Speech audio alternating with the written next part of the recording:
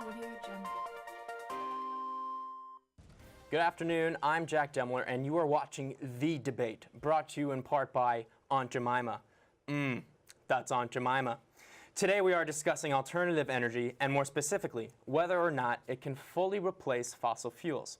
I'm joined today with Emma Beltrandi, Head of Natural Resources Defense Council, as well as Michaela Tobio, Head of BP Oil.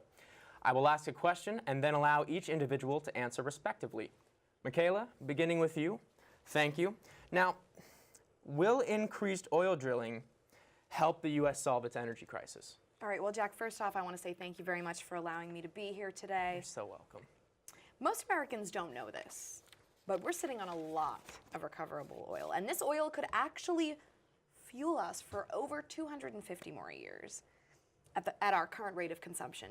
Depending if we go lower, higher, that could all change, but that's what we're looking at right now, and we have an estimated 1.4 trillion barrels of oil, or 1.7 trillion adding in Canada and Mexico.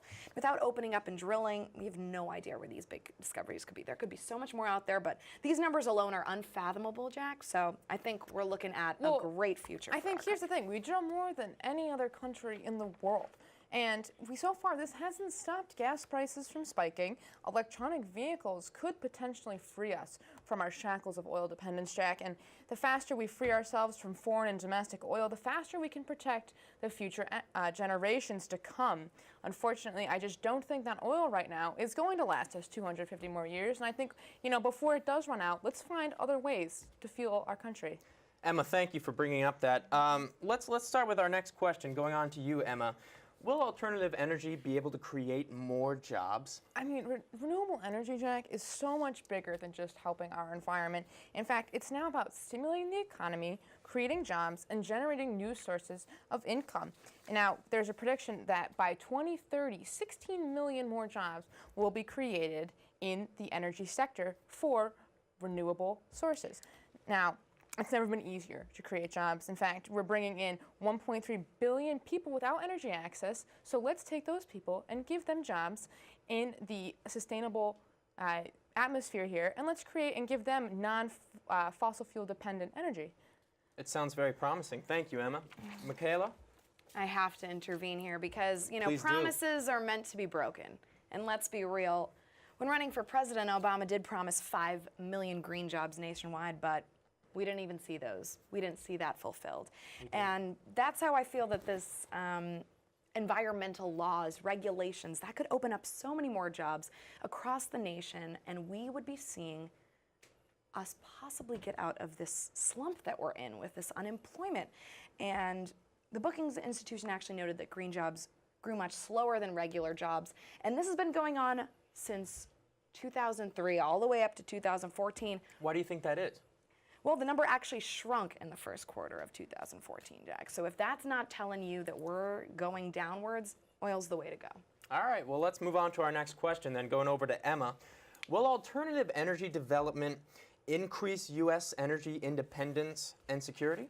Well, Jack, here's the thing. Renewable resources are, by definition, made in America. We don't have to rely on foreign fuels to fuel our country. In fact, conventional fuels such as coal and oil and natural gas are in the interests of the entire world. In fact, that's why there's so many sharp price increases. Now, renewable power equals economic and energy security. We're always going to have a nice, secure rate if we're able to control our solar and our wind and our water power. And you know what? We need to, in return, we need to invest on these renewable power sources because in the future, they're going to provide us with the most stability. I truly believe that. But the future is what we're looking at here. And with the U.S. producing more than 320 billion gallons of oil per year, 200 billion of that is actually imported. So that's what we're looking at. We're actually getting it from other countries and adding it to ours, but we're allowed to fulfill this on our own. But our energy bill that requires this country to produce 36 billion gallons of biofuels per year by 2022. So looking at that for the future, that's what we're seeing. It's going to happen? We're hoping on it.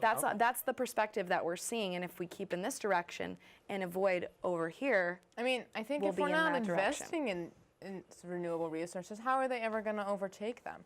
I think bring up a that's good point. that's a pretty good point to add, Jack. I mean, come on. We're talking about how these biofuels aren't going to replace traditional fossil fuels, but we're not even investing But the in them. So how do biofuels we can't even know wean if the they U.S. can? off our oil, though. We Well, can't let's move wean on that to our off. final question for the night. Can alternative energy effectively replace fossil fuels? Now, I'm going to start with Emma.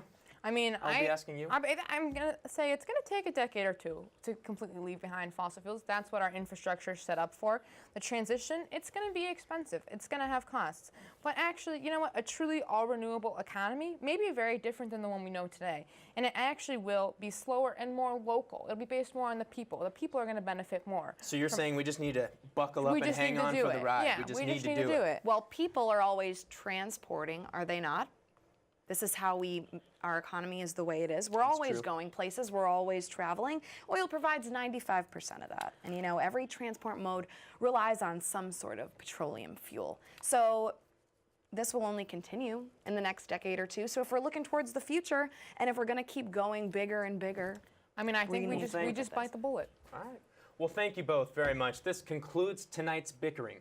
I'd like to thank both of my candidates for sticking it out and having a fair and healthy debate. I know I did.